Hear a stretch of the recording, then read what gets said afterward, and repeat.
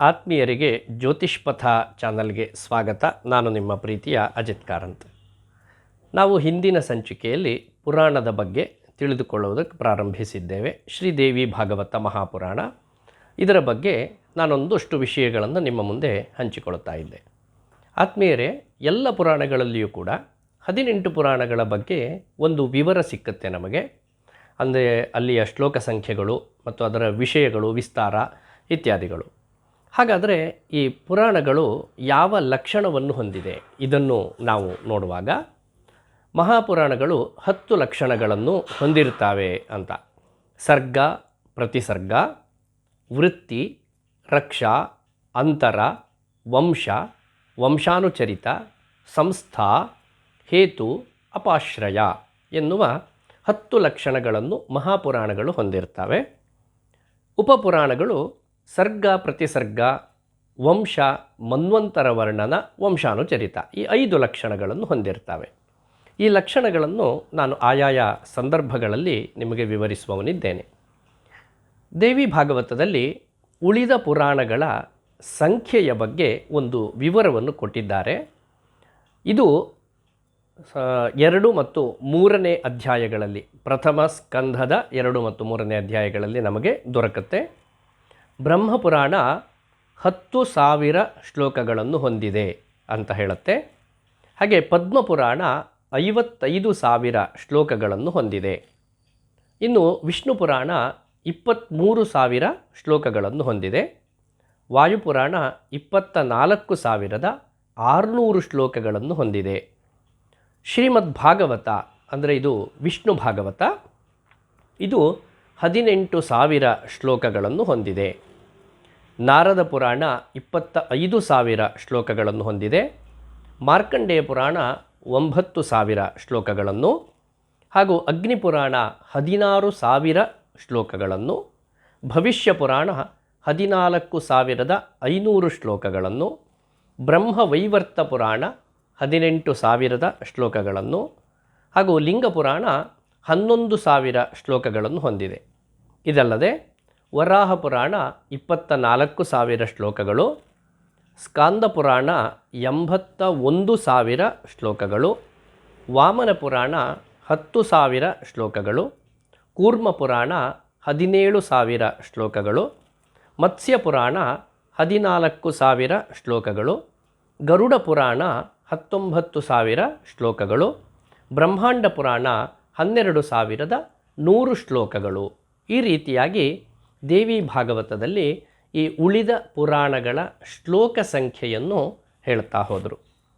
ಹಾಗೆ ಆಯಾಯ ಪುರಾಣಗಳಲ್ಲಿ ಏನೆಲ್ಲ ವಿಷಯಗಳನ್ನು ವಿವರಿಸಿದ್ದಾರೆ ಅದನ್ನು ಕೂಡ ನಮ್ಮ ಮುಂದೆ ಸಂಕ್ಷೇಪವಾಗಿ ಹೇಳ್ತಾ ಹೋಗ್ತಾ ಇದ್ದಾರೆ. ಇದು ಪ್ರತಿಯೊಂದು ಪುರಾಣಗಳಲ್ಲಿಯೂ ಕೂಡ ನಾವು ಕಾಣಬಹುದಾದ ಒಂದು ವಿಷಯ. ಹಾಗಾದರೆ 18 ಮಹಾಪುರಾಣಗಳ ಬಗ್ಗೆ ನಾವೊಂದು ಸ್ಥೂಲವಾದ ನೋಟವನ್ನು ಹರಿಸಿದ ಹಾಗಾಯಿತು. ಉಪಪುರಾಣಗಳು ಯಾವುದು ಅಂದರೆ, ಇದೇ ದೇವಿ ಭಾಗವತದಲ್ಲಿ 3ನೆಯ ಅಧ್ಯಾಯದಲ್ಲಿ ಇದನ್ನು ವರ್ಣಿಸ್ತಾ ಇದ್ದಾರೆ. ತಥೈವೋಪಪುರಾಣಾನಿ ಶೃಣ್ವಂತು ಮುನಿಸತ್ತಮಾಹ ಸನತ್ಕುಮಾರಂ ಪ್ರಥಮಂ ನಾರಸಿಂಹಂ ತತಃಪರಂ. ಅಂದರೆ ಸನತ್ಕುಮಾರ ಪುರಾಣ ಇದು ಮೊದಲಿನ ಉಪಪುರಾಣವಾದರೆ, ನರಸಿಂಹ ಪುರಾಣ ಮತ್ತು ನಾರದೀಯ, ಶಿವ, ದೂರ್ವಾಸ, ಕಪಿಲ, ಮನು, ಉಶನ, ವರುಣ, ಕಾಳಿಕ, ಸಾಂಬ, ನಂದಿ, ಸೌರ, ಆದಿತ್ಯ, ಮಹೇಶ್ವರ ಮತ್ತು ಭಾಗವತ, ವಸಿಷ್ಠ ಹಾಗೂ ಗಣೇಶ ಈ ರೀತಿಯಾಗಿ 18 ಉಪಪುರಾಣಗಳನ್ನು ಇಲ್ಲಿ ಸೂಚಿಸಿದ್ದಾರೆ. ಇಲ್ಲೊಂದು ಸಣ್ಣ ಗೊಂದಲಕ್ಕೆ ಅವಕಾಶ ಇದೆ. ನಾರದೀಯ ಪುರಾಣ ಅಂತ ಮಹಾಪುರಾಣಗಳ ಪಟ್ಟಿಯಲ್ಲಿಯೂ ಇದೆ.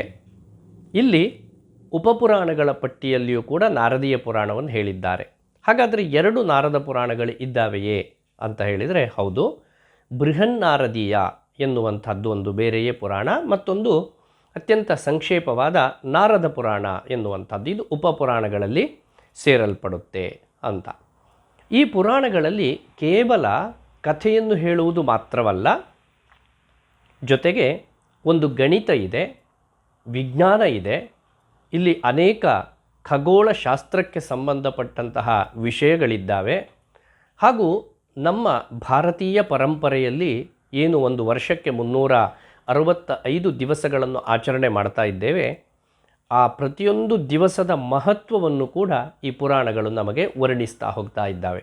ಆ ದಿವಸದ ಮಹತ್ವವೇನು, ಆ ದಿವಸಕ್ಕೆ ಅಧಿಪತಿ ಯಾರು, ಆ ದಿವಸ ನಾವು ಯಾರನ್ನು ಅನುಷ್ಠಾನ ಮಾಡಬೇಕು, ಯಾವ ದೇವತಾತ್ಮಕವಾದಂತಹ ಅನುಷ್ಠಾನದಿಂದ ನಮಗೆ ಶುಭ ಫಲ ಪ್ರಾಪ್ತಿಯಾಗತ್ತೆ ಇತ್ಯಾದಿ ಎಲ್ಲ ವಿವರಗಳನ್ನು ಕೂಡ ಈ ಪುರಾಣಗಳು ನಮಗೆ ಹೆಚ್ಚು ಹೆಚ್ಚು ಕೊಡುತ್ತಾ ಹೋಗುತ್ತವೆ. ಈ ಹಿನ್ನೆಲೆ ಒಳಗೆ ಪುರಾಣಗಳ ಅಧ್ಯಯನ ಅತ್ಯಂತ ಅವಶ್ಯ ಎನ್ನುವುದಾಗಿ ನಾನು ಭಾವಿಸ್ತೇನೆ.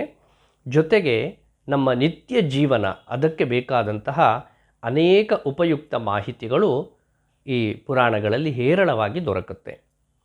ಜೊತೆಗೆ ಈ ಪುರಾಣಗಳನ್ನು ವಿಭಾಗ ಮಾಡಿದಂತಹ ವ್ಯಾಸರ ಬಗ್ಗೆ ಒಂದು ಒಳ್ಳೆಯ ಬೆಳಕನ್ನು ದೇವಿ ಭಾಗವತ ಚೆಲ್ಲುತ್ತಾ ಇದೆ. ಅಂದರೆ ಇದೇ 3ನೇ ಅಧ್ಯಾಯದಲ್ಲಿಯೇ ಕೇವಲ ವ್ಯಾಸರು ಒಬ್ಬರಲ್ಲ ಎನ್ನುವಂತಹ ಒಂದು ಅದ್ಭುತವಾದ ವಿಷಯವನ್ನು ಹೇಳ್ತಾ ಇದೆ. ಪ್ರತಿಯೊಂದು ದ್ವಾಪರ ಯುಗದಲ್ಲಿಯೂ ಕೂಡ ಒಬ್ಬೊಬ್ಬ ವ್ಯಾಸ ಪದವಿಯನ್ನು ಅಲಂಕಾರ ಮಾಡ್ತಾ ಇದ್ದಾರೆ. ಆ ವ್ಯಾಸ ಪದವಿಯಲ್ಲಿ ಯಾರು ಕುಳಿತುಕೊಳ್ತಾರೋ ಅವರು ವೇದಗಳನ್ನು ವಿಭಾಗಿಸುವುದರ ಜೊತೆಗೆ ಪುರಾಣಗಳನ್ನು ರಚನೆ ಮಾಡಿ ಕೊಡ್ತಾ ಇದ್ದಾರೆ ಎನ್ನುವಂತಹ ಒಂದು ಮಹತ್ವದ ಸಂಗತಿ ನಮ್ಮ ಪಾಲಿಗೆ ಗೋಚರಕ್ಕೆ ಬರುತ್ತೆ. ಪ್ರಥಮ ಸ್ಕಂಧ 3ನೇ ಅಧ್ಯಾಯದಲ್ಲಿ ದೇವಿ ಭಾಗವತದಲ್ಲಿ ಹೇಳ್ತಾ ಇದ್ದಾರೆ, ಮೊದಲನೆಯ ದ್ವಾಪರ ಯುಗದಲ್ಲಿ ಚತುರ್ಮುಖ ಬ್ರಹ್ಮ, ನಮ್ಮೆಲ್ಲರ ಸೃಷ್ಟಿಗೆ ಮೂಲ ಕಾರಣನಾದಂತಹ ಬ್ರಹ್ಮನೇ ವ್ಯಾಸ ಪದವಿಯಲ್ಲಿ ಇದ್ದ ಅಂತ. ಹಾಗೆ 2ನೇ ದ್ವಾಪರ ಯುಗದಲ್ಲಿ ಪ್ರಜಾಪತಿಯು, 3ನೇ ದ್ವಾಪರ ಯುಗದಲ್ಲಿ ಉಶನಸ್ ಎನ್ನುವಂಥವನು, 4ರಲ್ಲಿ ಬೃಹಸ್ಪತಿ, 5ರಲ್ಲಿ ಸೂರ್ಯ ಹಾಗೂ 6ರಲ್ಲಿ ಮೃತ್ಯು, 7ನೇ ದ್ವಾಪರ ಯುಗದಲ್ಲಿ ಇಂದ್ರ, 8ನೇ ದ್ವಾಪರ ಯುಗದಲ್ಲಿ ವಸಿಷ್ಠ ಮಹರ್ಷಿಗಳು, 9ರಲ್ಲಿ ಸಾರಸ್ವತ, 10ನೇ ದ್ವಾಪರ ಯುಗದಲ್ಲಿ ತ್ರಿಧಾಮ ಎನ್ನುವಂಥವನು, 11ನೇ ದ್ವಾಪರ ಯುಗದಲ್ಲಿ ತ್ರಿವೃಷ ಎನ್ನುವಂಥವನು, 12ರಲ್ಲಿ ಭರದ್ವಾಜ ಮಹರ್ಷಿಗಳು, 13ರಲ್ಲಿ ಅಂತರಿಕ್ಷ, 14ನೇ ದ್ವಾಪರ ಯುಗದಲ್ಲಿ ಧರ್ಮ ಎನ್ನುವಂತಹ ಹೆಸರಿನವನು, 15ರಲ್ಲಿ ತ್ರಯ್ಯಾರುಣಿ, 16ನೇ ದ್ವಾಪರ ಯುಗದಲ್ಲಿ ಧನಂಜಯ, 17ನೇ ದ್ವಾಪರ ಯುಗದಲ್ಲಿ ಮೇಧಾತಿಥಿ, 18ನೇ ದ್ವಾಪರ ಯುಗದಲ್ಲಿ ವ್ರತಿ ಎನ್ನುವಂಥವನು, 19ರಲ್ಲಿ ಅತ್ರಿ,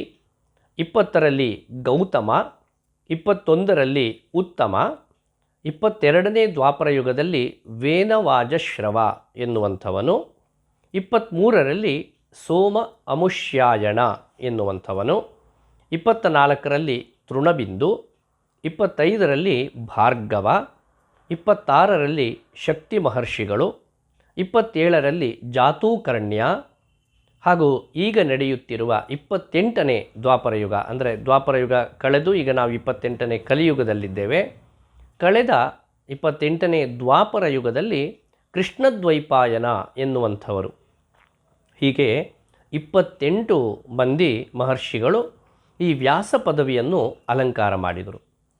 ಇವರು ಪ್ರಥಮವಾಗಿ ಮಾಡಿದ್ದೇನು ಅಂದರೆ ಸಮಗ್ರವಾದಂತಹ ವೇದಗಳನ್ನು ವಿಭಾಗಿಸಿ 4 ವೇದಗಳನ್ನಾಗಿಸಿ ಜನಸಾಮಾನ್ಯರಿಗೆ ಅವುಗಳನ್ನು ತಲುಪಿಸುವ ಪ್ರಯತ್ನ. ಅದಲ್ಲದೆ ವೇದಾಧಿಕಾರ ಇಲ್ಲದವರಿಗೆ ಈ ಪುರಾಣಗಳನ್ನು ಅತ್ಯಂತ ಸಮರ್ಪಕವಾಗಿ ಮುಟ್ಟಿಸುವ ದೊಡ್ಡ ಪ್ರಯತ್ನವನ್ನು ಆ ವ್ಯಾಸ ಪದವಿಯಲ್ಲಿ ಇದ್ದಂತಹ ಮಹರ್ಷಿಗಳು ಮಾಡಿದರು. ಜೊತೆಗೆ ತಮ್ಮ ಶಿಷ್ಯ ಪರಂಪರೆಯನ್ನು ವೃದ್ಧಿ ಮಾಡ್ತಾ ಅವರ ಮುಖಾಂತರವಾಗಿ ಈ ಪುರಾಣಗಳನ್ನು ವೇದಗಳನ್ನು ಜನಸಾಮಾನ್ಯರಿಗೆ ತಲುಪುವ ಹಾಗೆ ಮಾಡಿದಂತಹ ಒಂದು ಶ್ರೇಯಸ್ಸು ಆ ವ್ಯಾಸ ಪದವಿಯನ್ನು ಅಲಂಕಾರ ಮಾಡಿದ ಇಷ್ಟೂ ಮಂದಿಗೆ ಸಲ್ಲುತ್ತದೆ ಅಂತ ಹೇಳುತ್ತಾ, ಹೀಗೆ ಈ ರೀತಿಯ ಅನೇಕ ಮಹತ್ವದ ಸಂಗತಿಗಳು ಪುರಾಣಗಳಲ್ಲಿ ಹಾಸುಹೊಕ್ಕಾಗಿದೆ. ಅದು ಯಾವುದು ಎನ್ನುವುದನ್ನು ನಾವು ಮುಂದಿನ ಸಂಚಿಕೆಯಲ್ಲಿ ನೋಡುತ್ತಾ ಹೋಗೋಣ.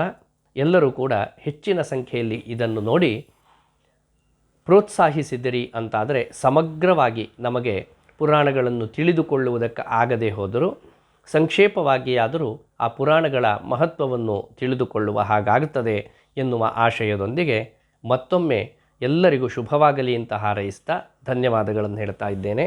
ನಮಸ್ತೆ.